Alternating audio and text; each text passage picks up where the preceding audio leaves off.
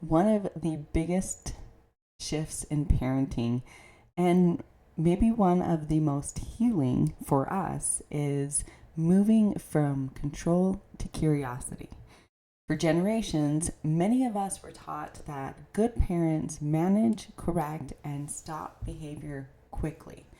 But here's the truth: control shuts down communication and connection, where curiosity opens it.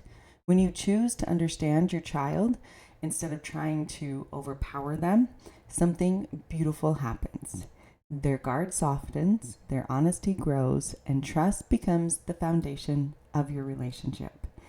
And isn't that what we want? Is for our children to trust us enough and to feel safe enough around us that they come to us with the problems and hurdles that they have and hopefully don't turn to other people.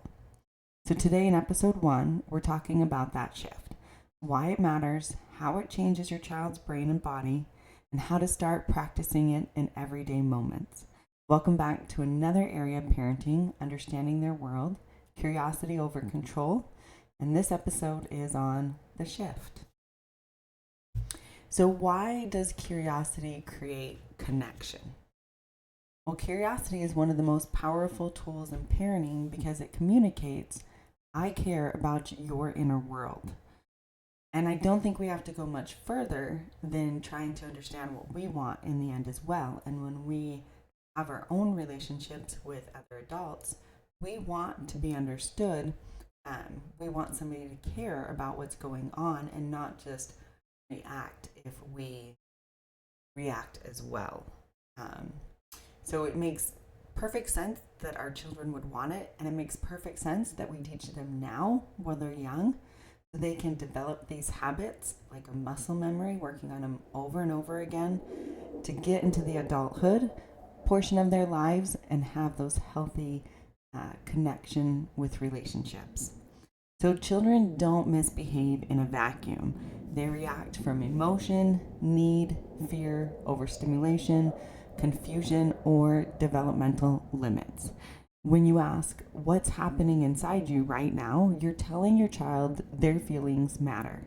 You're telling their nervous system, you're not in trouble, you're safe, I'm here to understand, not punish. Control creates fear, curiosity creates safety. And safety is what opens your child up to learning, cooperating, and sharing the truth, even when it's hard for them. So here's a micro practice. Next time your child reacts in a big way, try saying, I want to understand what that felt like for you. You will see their body soften, you will see their eyes shift, and they will feel seen. So, what control sounds like versus what curiosity sounds like? Control language usually sounds like, stop that. Why are you acting like this? You know better. Knock it off. And because I said so. Many of you out there may think that this rings true for your own childhood and what your parents ended up telling you. And so, even when it's unintentional, control communicates your behavior is a problem. And curiosity sounds like, what happened for you? What were you needing right then? Were you feeling overwhelmed? Tell me what that moment was like for you and help me understand. Curiosity communicates you matter more than the moment. Plus, it gives your child the chance and you to help them to discover what's going on in their body because they have very big emotions and we feel our emotions in our body before we react. So if we slow down and try to be curious about what's going on in the inside, then in the future, we know what to look out for so we don't react. And we take those moments and those tools that we learned to respond instead and communicate effectively our emotions. So when you approach your child with these kinds of questions, their nervous system goes from defense to open. And open kids learn, open kids trust, and open kids talk. And you're not letting them get away with anything. You're getting underneath that behavior so you can guide it with insight instead of force. So try this. Replace why did you do that with what were you feeling right before that happened. It transforms the entire moment. Curiosity as the foundation of empathy. Curiosity teaches empathy, the heart of emotional intelligence. When you approach your child with curiosity, they feel understood, they learn to understand themselves, they learn to understand others. You're building a child who communicates openly, trusts their parent, apologizes more easily, takes responsibility with less shame, and becomes more emotionally aware. And the most powerful part is you become a safe space, not a feared one. Your child learns that they can come to you with honesty, messiness, and truth. And curiosity also heals generational patterns. Many of us grew up with control-based parenting, not because our parents didn't love us, but because that's all they knew. You get to choose differently.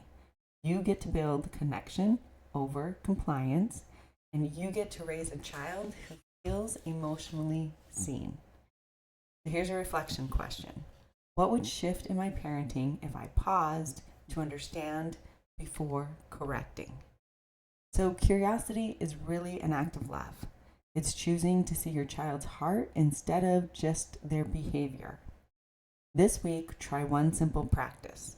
Pause before reacting and ask your child, help me understand what was going on for you, which can be really hard because we have to learn how to control our own behaviors. And if we have not done that, then we're doing double the work because we're also helping our child at the same time. But it is definitely worth it. So write down how it changes the moment. Notice what softens in them and in you.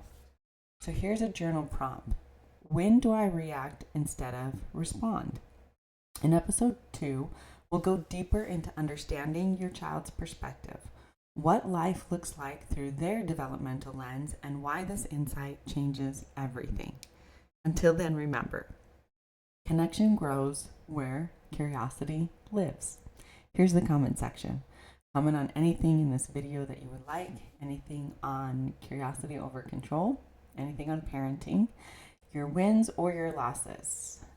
People love to cheer others on, and then maybe if you share some of your losses, somebody else has some insight for you.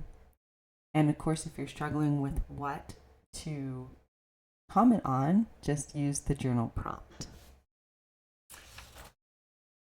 If this resonated with you today, take a breath before you go. Let what you heard settle in.